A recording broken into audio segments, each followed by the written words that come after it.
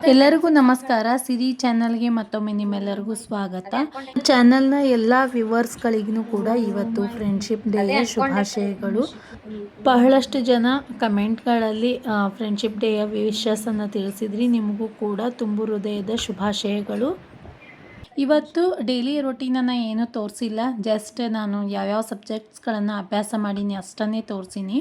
ನಾನು ಕೆಲಸದ ಜೊತೆಗೆ ಇವತ್ತು ಸೋಷಿಯಲ್ ವಿಡಿಯೋಸ್ ಮತ್ತು ಇದರದ್ದು ಕರೆಂಟ್ ಅಫೇರ್ಸ್ದು ಸ್ವಲ್ಪ ವಿಡಿಯೋಸ್ಗಳನ್ನು ನೋಡಿದ್ದೆ, ಜಾಸ್ತಿ ಕರೆಂಟ್ ಅಫೇರ್ಸ್ದೇನು ನೋಡಿಲ್ಲ.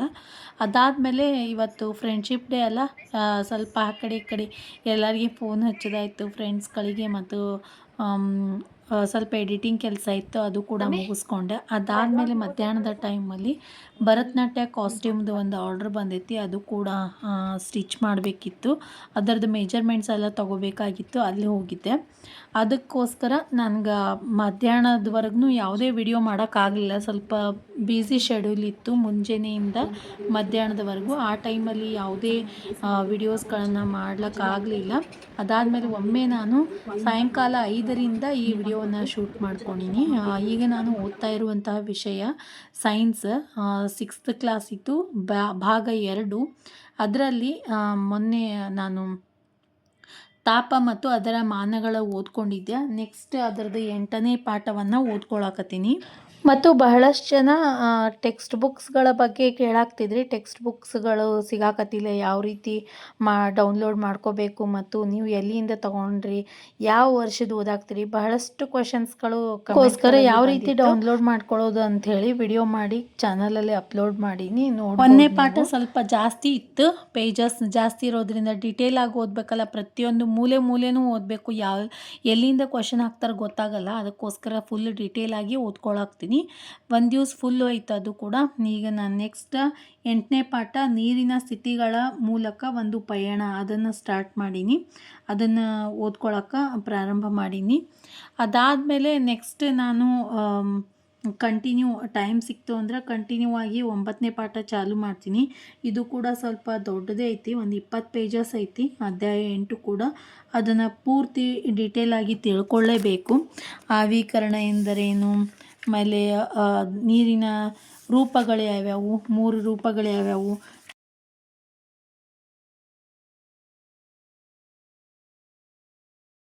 ಘನೀಕರಣ ಅಂದ್ರೇನು ಮತ್ತು ಸಾಂದ್ರೀಕರಣ ಅಂದ್ರೇನು, ಆರ್ದ್ರತೆ, ಬಹಳಷ್ಟು ಪಾಯಿಂಟ್ಸ್ಗಳನ್ನು ನಾನು ಈ 8ನೇ ಪಾಠದಲ್ಲಿ ಓದ್ಕೋಬೇಕಾಕೈತಿ. ಅದಕ್ಕೋಸ್ಕರ ಸ್ವಲ್ಪ ಡಿಟೇಲ್ ಆಗಿ ಅಭ್ಯಾಸ ಮಾಡೋನು, ಅವಸರ ಮಾಡೋದು ಬೇಡ, ನಿಧಾನವಾಗಿ ಪರ್ಫೆಕ್ಟಾಗಿ ಮಾಡಿದ್ರಾಯ್ತು ಅಂಥೇಳಿ.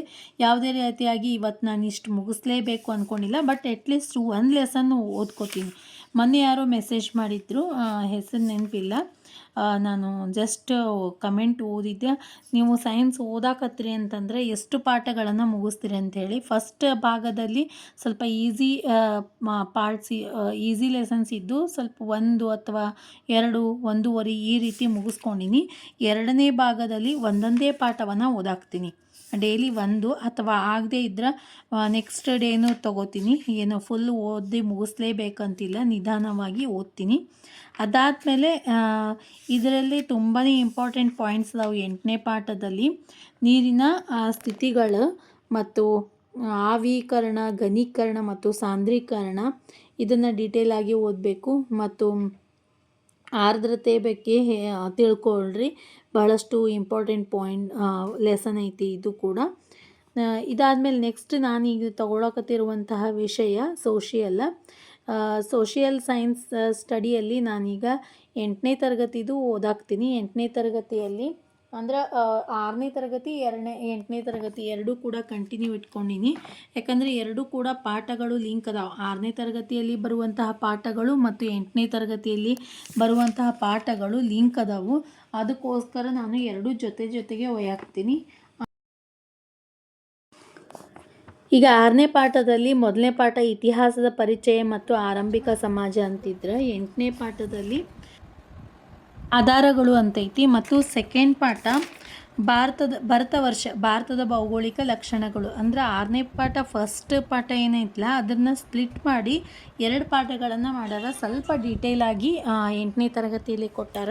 ಇವುಗಳನ್ನು ನಾವು ಜೊತೆಗೆ ಒಯ್ಯೋದ್ರಿಂದ ಫುಲ್ ಒಂದು ಕಂಪ್ಲೀಟ್ ನಮ್ಗೆ ಐಡಿಯಾ ಸಿಗ್ತೈತಿ ಆಧಾರಗಳ ಬಗ್ಗೆ ಮತ್ತು ಭಾರತದ ಭೌಗೋಳಿಕ ಪ್ರದೇಶಗಳು ಮತ್ತು ಪ್ರಾಚೀನ ಭಾರತ ಯಾವ ರೀತಿಯಾಗಿತ್ತು, ಪ್ರಾಗೈತಿಹಾಸಿಕ ಕಾಲ ಯಾವ ರೀತಿಯಾಗಿತ್ತು, ಎಲ್ಲ ಐಡಿಯಾ ಒಂದೇ ಕಡೆ ಸಿಗ್ತದೆ ಅಂಥೇಳಿ ನಾನು ಈ ರೀತಿಯಾಗಿ ಲಿಂಕ್ ತೊಗೊಂಡು ಓದಾಕ್ತೀನಿ. ಬಟ್ ಇದೇ ರೀತಿ ಓದಬೇಕು ಅಂತಲ್ಲ, ಫಸ್ಟ್ ನೀವು 6ನೇ ತರಗತಿದು ಕಂಪ್ಲೀಟ್ ಮಾಡಿ 7ನೇ ತರಗತಿದು 8ನೇ ತರಗತಿದು ಮಾಡ್ಕೋಬೋದು. ಬಟ್ ನಾನಿಲ್ಲಿ ಈ ರೀತಿ ಮಾಡಾಕ್ತೀನಿ. ಈಗ ನಾನು ಓದಾಕ್ತಿರುವಂತಹ ಸೋಷಿಯಲ್ ಪಾಠ ಭಾರತದ ಭೌಗೋಳಿಕ ಲಕ್ಷಣಗಳು ಭಾರತ ವರ್ಷ ಪಾಠದ್ದು ಓದ್ಕೊಳಾಕ್ತೀನಿ. ಮತ್ತು ನಾನು ಇವತ್ತು 2 ಲೆಸನ್ಗಳನ್ನು ಓದ್ಕೊಂಡಿನಿ. ಆಲ್ರೆಡಿ 8ನೇ ತರಗತಿದು ಫಸ್ಟ್ ಲೆಸನ್ ಕಂಪ್ಲೀಟ್ ಆಗಿತ್ತು, ಆಧಾರಗಳು. ಅದಾದಮೇಲೆ ಭಾರತ ವರ್ಷ ಭಾರತದ ಭೌಗೋಳಿಕ ಲಕ್ಷಣಗಳು ಮತ್ತು ನೆಕ್ಸ್ಟ್ ಸಿಂಧು. ಅದು ಜಾಸ್ತಿ ಇಲ್ಲ ಪಾಠ, ಭಾರತ ವರ್ಷ ಪಾಠ ಜಾಸ್ತಿ ಇಲ್ಲ, ಒಂದು 5-6 ಪೇಜ್ ಅಷ್ಟೇ ಐತಿ. ಅದಾದಮೇಲೆ ನಾನು ಸಿಂಧು ಸರಸ್ವತಿ ನಾಗರಿಕತೆ ಕೂಡ ತಗೊಂಡು ಇವತ್ತು ಅದ್ರ ಕಂಟಿನ್ಯೂ ಮಾಡ್ತೀನಿ. ಇವತ್ತೇ ಅದನ್ನು ಕೂಡ ಕಂಪ್ಲೀಟ್ ಮಾಡ್ಕೊಂಬಿಡ್ತೀನಿ. ಈಗ ಟೋಟಲಿ 8th ಕ್ಲಾಸಿಂದು 3 ಪಾಠಗಳನ್ನು ಮುಗಿಸ್ಕೊಂಡಂಗೆ ಆಗ್ತೈತಿ. ಮತ್ತು ಸೈನ್ಸದ್ದು ಇವತ್ತು ಒಂದೇ ಓದ್ದಂಗೆ ಆಯಿತು. ಮತ್ತು ಜೊತೆಗೆ ವಿಡಿಯೋಸ್ಗಳನ್ನು ಕೇಳೀನಿ. ಬಟ್ ಇನ್ನೂ ಹಾರ್ಡ್ ವರ್ಕ್ ಮಾಡಲೇಬೇಕು. ಸ್ವಲ್ಪ ಆ ಕಡೆ ಈ ಕಡೆ ಕೆಲಸ ಇರೋದ್ರಿಂದ ಇಷ್ಟನ್ನು ಇವತ್ತು ಮುಗಿಸ್ಕೋತೀನಿ. ನೆಕ್ಸ್ಟ್ ನಾನು ಲೇಟ್ ನೈಟಲ್ಲಿ ಮ್ಯಾಥ್ಸ್ ತಗೋಬೇಕು ಅಂತ ಅಂದ್ಕೊಂಡಿನಿ. ಬಟ್ ಇದು ಏನು ಪ್ರಾಬ್ಲಮ್ ಆಗ್ತದಂದ್ರೆ, ಲೇಟ್ ನೈಟ್ ಕುಂತ್ನಿ ಅಂದ್ರೆ ಮುಂಜಾನೆ ಮತ್ತು ನನ್ನ ಮಗಳಿಗೆ ಲಂಚ್ ಬಾಕ್ಸ್ ರೆಡಿ ಮಾಡಬೇಕು ಅಂತಂದ್ರೆ ಲೇಟ್ ಆಗಿಬಿಡ್ತದೆ. ಅದಕ್ಕೆ ಈಗ ಬ್ರೇಕ್ಫಾಸ್ಟ್ ಮಾಡಿಸಿ ಲಂಚ್ ಬಾಕ್ಸ್ ರೆಡಿ ಮಾಡಬೇಕು ಅಂತಂದರೆ 7:15 ತನಕ ರೆಡಿ ಇರಬೇಕು. ಅದಕ್ಕೋಸ್ಕರ ವಿಚಾರ ಮಾಡಾಕ್ತೀನಿ. ಆದಷ್ಟು ಟ್ರೈ ಮಾಡ್ತೀನಿ ಲೇಟ್ ನೈಟ್ ಕೂಡೋದಕ್ಕೆ. ಯಾಕಂದ್ರೆ ಮ್ಯಾಥ್ಸ್ ನನಗೆ ಲೇಟ್ ನೈಟಲ್ಲಿ ಒಳ್ಳೆ ಅವಧಿ ಅಂತ ನನಗೆ ಅನಿಸ್ತೈತೆ ಸ್ಟಡಿ ಮಾಡೋಕೆ. ಲೇಟ್ ನೈಟ್ ಪ್ಲ್ಯಾನ್ ಹಾಕಾಕ್ತೀನಿ. ಕಡೆಗೆ ಜಾಸ್ತಿ ಆಗಲಿಲ್ಲ ಅಂದರೂ 12 ಗಂಟೆಯಿಂದ 1 ಗಂಟೆನಾದ್ರೂ ಕೂಡಬೇಕು ಅಂತ ಅಂದ್ಕೊಂಡಿನಿ ಮ್ಯಾಥ್ಸ್ಗೋಸ್ಕರ. ನೋಡೋಣ ನೆಕ್ಸ್ಟ್ ಟೈಮ್ ನಾನು ಅದ್ರ ಬಗ್ಗೆ C&R ರೂಲ್ ಬಂತು ಅಂದ್ರೆ ಒಂದು ಟೈಮ್ ಟೇಬಲ್ ಹಾಕ್ಕೊಂಡು ಯಾವ ಟೈಮಲ್ಲಿ ಯಾವ್ದು ಮಾಡಬೇಕು ಅಂಥೇಳಿ ಒಂದು ಐಡಿಯಾ ಸಿಗ್ತೈತೆ ನನಗೆ.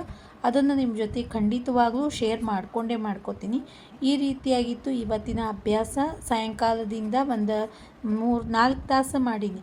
ಒಂದು 1.5 ತಾಸು ಇದು ಆಯಿತು, ಯಾವುದು ಸೈನ್ಸ್ ಸ್ಟಡಿ ಆಯಿತು. ಒಂದು 2-2.5 ತಾಸು ಸೋಷಿಯಲ್ ಸ್ಟಡಿ ಆಯಿತು. ಯಾಕಂದ್ರೆ 2 ಪಾಠಗಳನ್ನು ಓದಿ ಅದನ್ನು ನೋಟ್ಸ್ ಮಾಡ್ಕೊಂಡೆ.